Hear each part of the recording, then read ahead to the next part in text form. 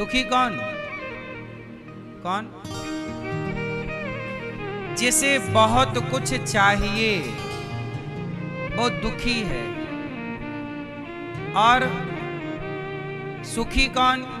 कि जितना है हम और मेहनत कर रहे हैं और प्लानिंग कर रहे हैं, पर जितना है हम उतने में खुश हैं, संतुष्ट हैं। ये व्यक्ति सुखी है। सुखी व्यक्ति कौन है? जो संतुष्ट है। तो आप कितने लोगों को सुख चाहिए?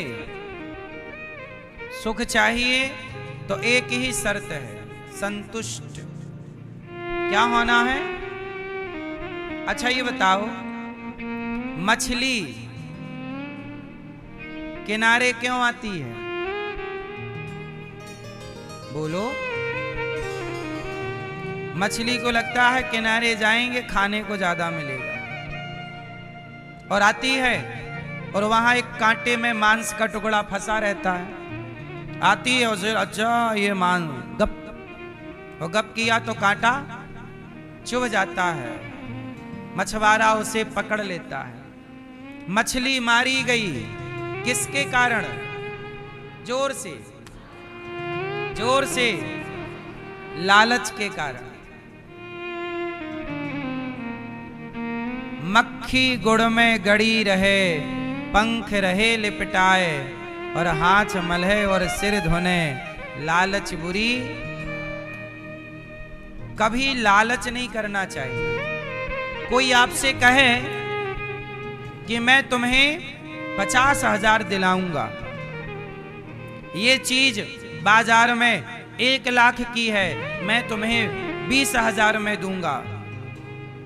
लालच ना करो। वो चीज सही होती तो सही चीज 1 लाख की 1 लाख में ही मिलेगी।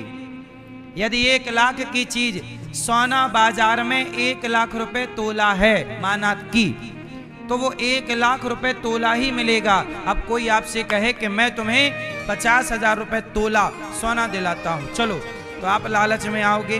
दुनिया में कहां 50,000 रुपया तोला सोना है? यदि दे रहा है और आप लालच में आए तो वो सोना 50 का क्या, 50, 100 का भी, 5,000 का भी ना होगा, वो पीतल होगा। आपको बुद्धू बना रहा। और आप कई बार लालचों में आकर, सस्ते के चक्कर में आकर फंस जाते हैं। एक कहावत है, सस्ता रोवे बार बार, सस्ता रोवे, जोर से, सस्ता रोवे और महंगा रोवे। सस्ता सामान बार बार रुलाएगा, और महंगा सामान जो ठीक होगा वो एक बार रुलाएगा कि इतना पैसा आए तब ये सामान ला। इसलिए कहता हूं कि विचार करके काम करना चाहिए। कौन सी चीज सही है, कौन सी चीज गलत है। लालच नहीं। कोई आपको कह दे कि ये सस्ता हम दिला दे रहे हैं, नहीं। जीवन में संतुष्टि होनी चाहिए। मछली क्यों मारी जाती है? लालच के कारण। उसका लालच खाने का है। आप लोग भी बीमार क्यों पड़ते हो? मोमोज खा लूं, पिज्जा खा लूं, कहीं भी मिले बर्गर खा लूं, पानी पूरी खा लूं, हर बाजार की चटपटी चीज खा लूं, फिर 1 महीने बाद पता चला कि किडनी टिडिंग, लीवर में सूजन, यहां सूजन, ये दर्द। अब जाओ डॉक्टर के पास, गोली खाओ, फिर गोलियों का जो रिएक्शन होगा उसकी अलग दवाई करना, उसका जो साइड इफेक्ट होगा उसका अलग करो, फिर मरो। आपकी भी जिह्वा में काबू नहीं है, ऐसी मछली की भी काबू नहीं रहती जिह्वा में। ये नहीं कि समुद्र की गहराई में जा, गहराई ऊपर ऊपर नाचती है, इसलिए ना जाल में फंस जाती है। जो ऊपर मछली होती है वही जाल में फंसती है, जबकि समुद्र में गहराई ज्यादा। जो शार्क कहाँ रहती है? ऊपर के नीचे, वो उथले में कम रहती है। बीच समुद्र की गहराई में ज्यादा रहते हैं। तो समझदार है, हर समझदार व्यक्ति, हर जीव गहराई में रहता है, और हर दो कौड़ी की चीज उथले में है। आप भी यदि उथले में है, ऊपर ऊपर, तब तो ठीक नहीं है। हर चीज की गहराई। बोलो हाँ। कौन सी मछली सुखी है, जो ऊपर है या नीचे है? हाँ, सुखी मीन जे नीर अगाधा। अगाध जल में मछली सुखी होती है, गहराई में मछली सुखी होती है। ऊपर होगी फंसेगी। जो ऊपर ऊपर हैं वो परेशान ज्यादा है, और जो गहरे हैं वो सुखी है। बोलो हाँ कि ना मैया। मछली लालच के कारण। अब लालच तो नहीं करोगे? और सुनो, भौरा, भौरा कमल में जाकर बैठता है शाम को। शाम होती ही कमल बंद हो जाता है, भौरा बैठा रहता है। वो चाहे तो छेद करके, क्योंकि भौरा लकड़ी में छेद कर देता है, तो कमल में कितना टाइम लगेगा? उड़ सकता है? नहीं उड़ता। सवेरे होने से पहले हाथी आता है और कमल तोड़ के खा जाता है। भौरा भी अंदर था, चला गया पेट में, मारा गया। किसके चक्कर में मारा गया? बोलो। लालच जो करेगा, चाहे वो मछली हो या भौरा, रस का लालच है उसे। किसका लालच है? हाथी कैसे पकड़ा जाता है? हाथी को पकड़ने के लिए क्या टेक्निक होती है? एक गड्ढा किया जाता है, उस गड्ढे में नकली हथनी बनाई जाती है, कागज की हथनी, काला पेंट वेंट करके। हाथी को लगता है हथनी, दौड़ के जाता है। हाथी बहुत कामी होता है, वो हथनी के बिना नहीं रहता। तो हथनी का आदि बहुत है, जहां हथनी मिली वो उसे प्यार करने लग जाता है। तो हथनी के चक्कर में गया और गड्ढे में गिर गया, क्योंकि हाथी को स्पर्श अच्छा लगता है, हथनी का टच, स्पर्श।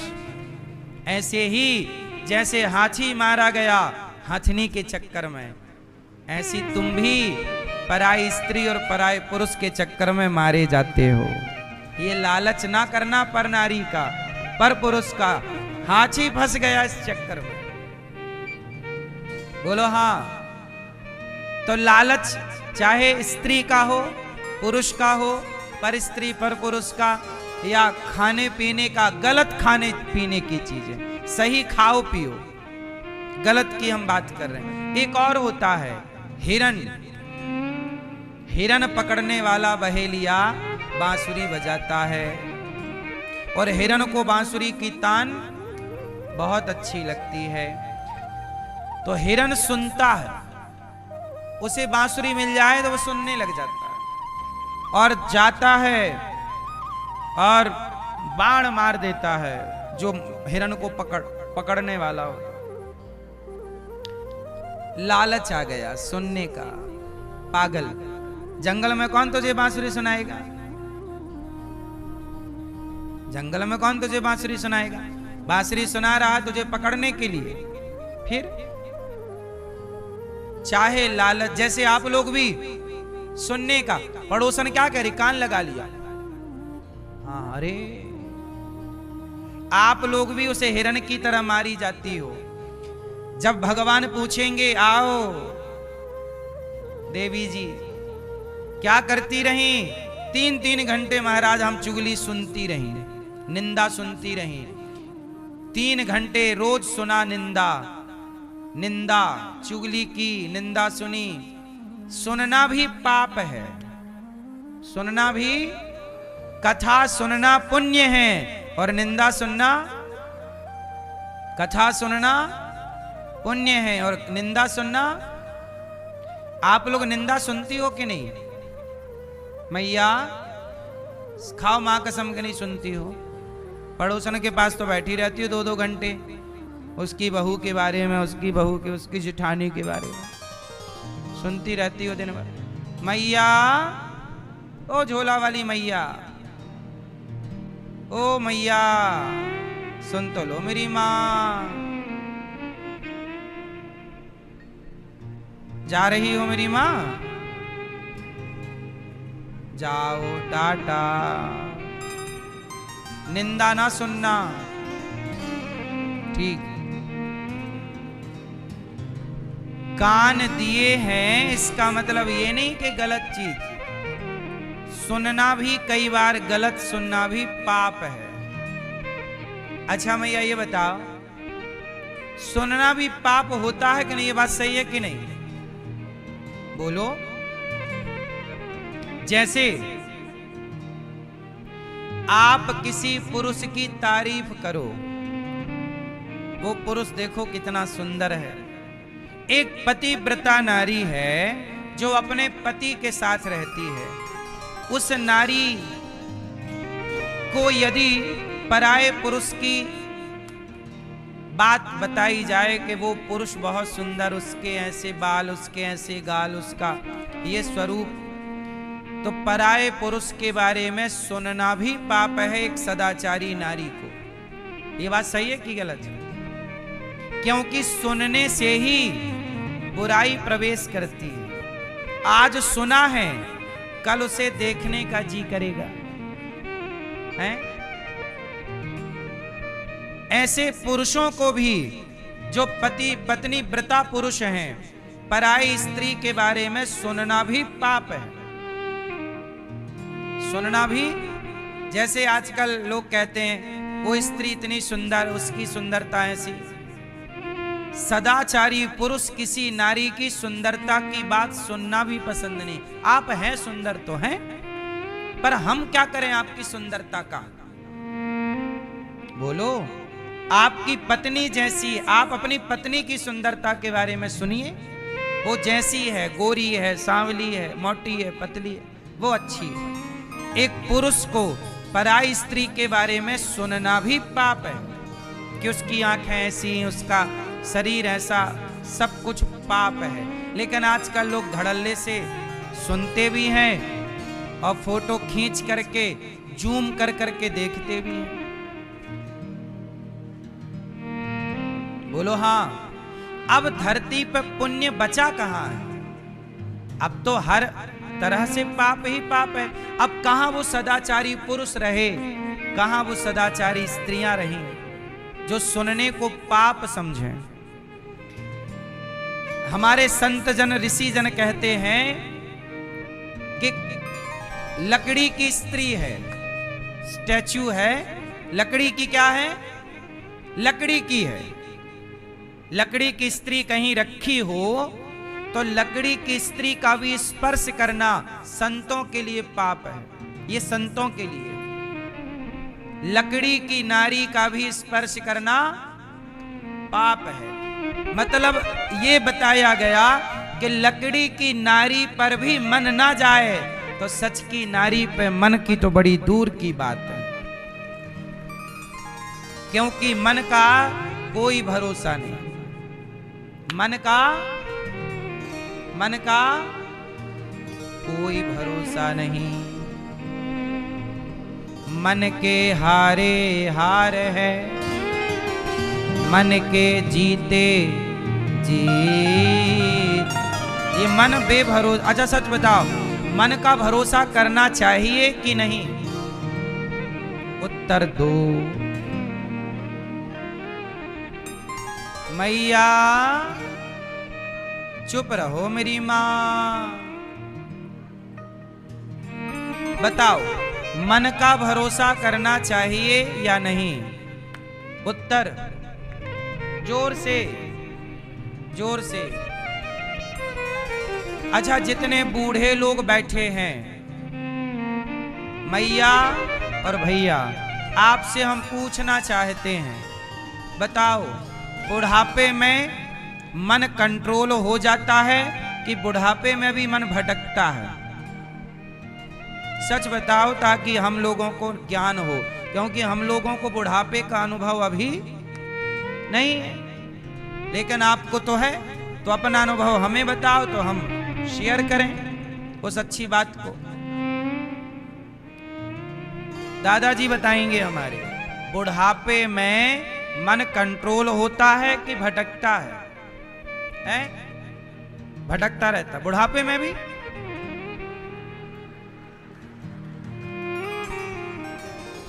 हाँ सुन रहा है ना तू,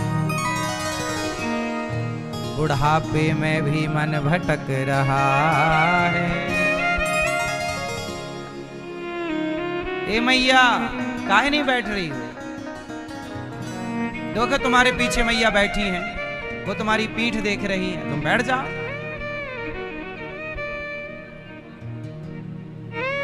ए पीली मैया, सबको अलग अलग कहूं क्या? बैठो बेटा। तो मन बड़ा चंचल है, मन किसी का सगा नहीं है। मन किसी का, विश्वामित्र जी का नाम सुना है? विश्वामित्र जी बहुत बड़े संत, जिन्होंने राम को पढ़ाया, जिन्होंने राम को भगवान के गुरु विश्वामित्र जी एक दिन तपस्या कर रहे थे।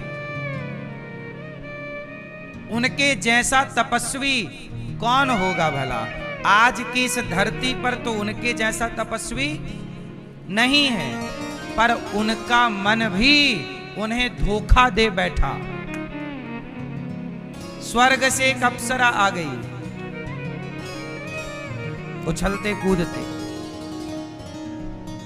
और नहा रही थी गंगा जी में अप्सरा। और तभी सवेरे सवेरे साधु जी भी गए।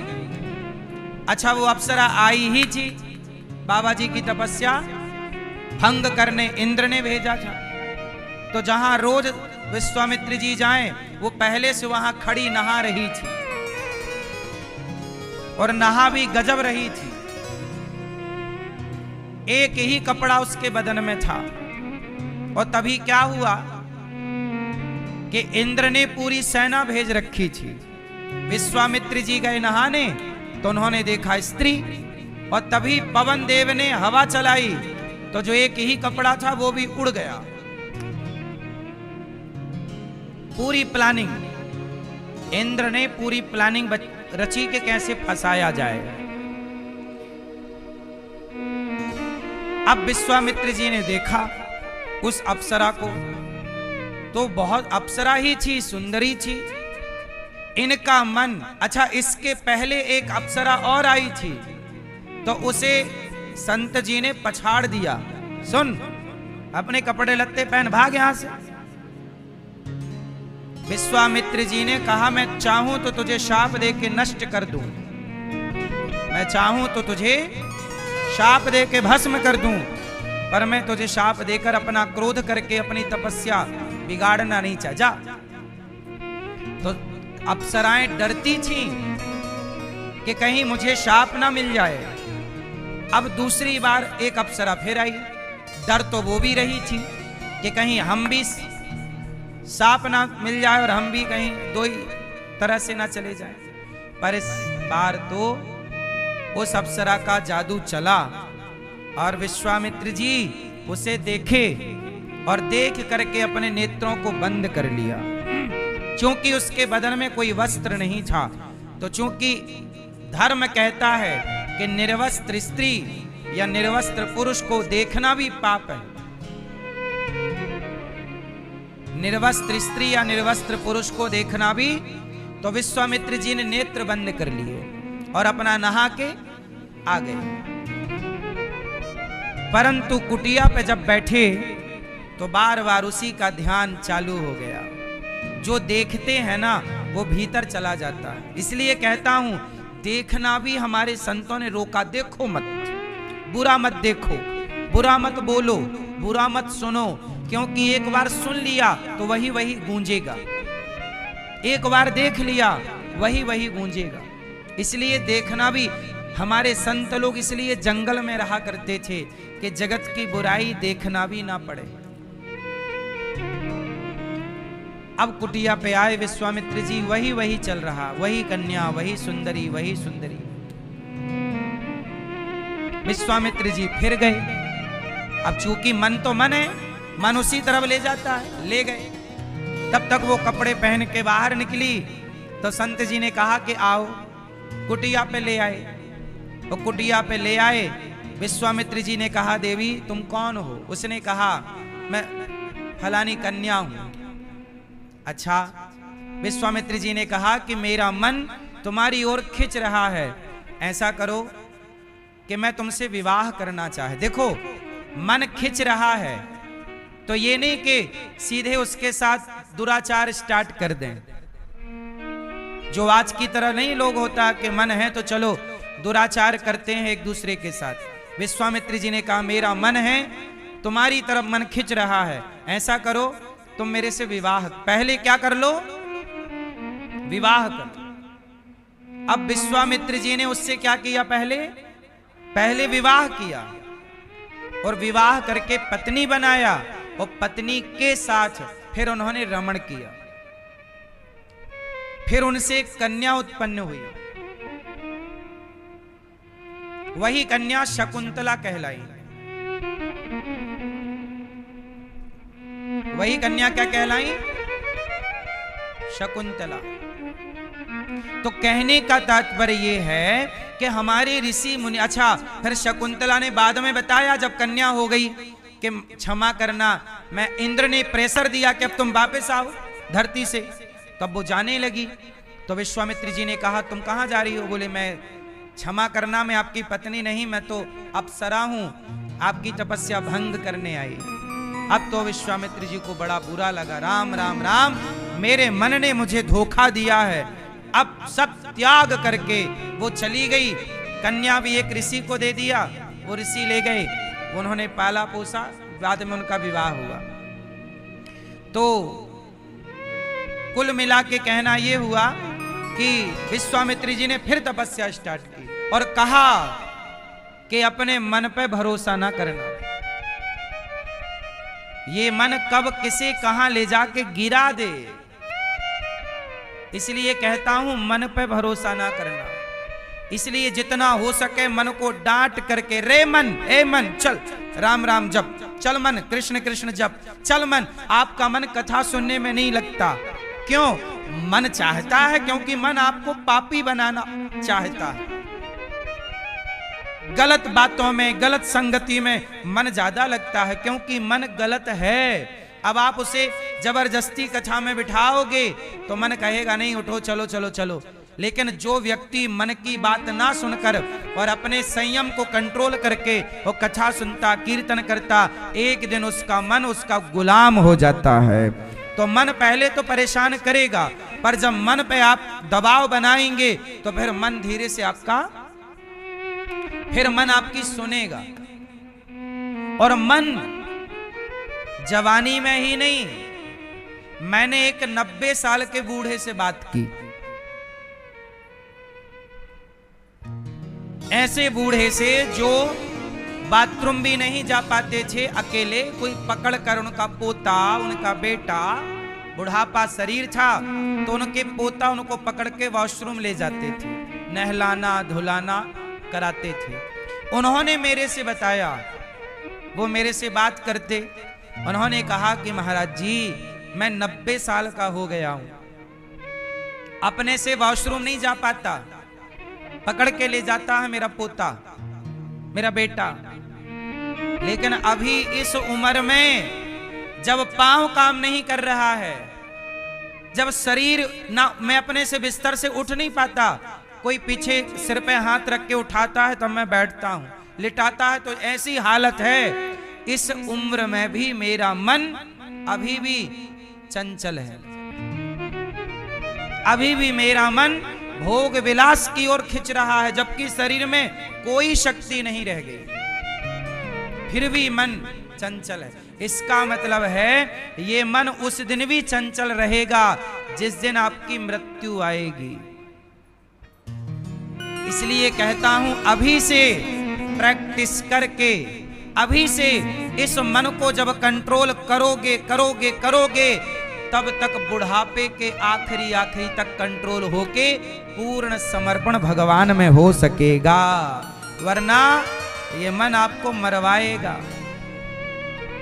इसलिए कहता हूं मन पर अभी से काम करो, अभी से खींचो, कंट्रोल करो।